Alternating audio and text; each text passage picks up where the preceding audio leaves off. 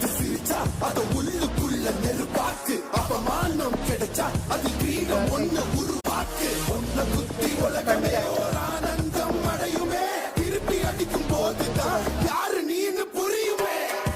It's time to give it back to money. Madal sekali.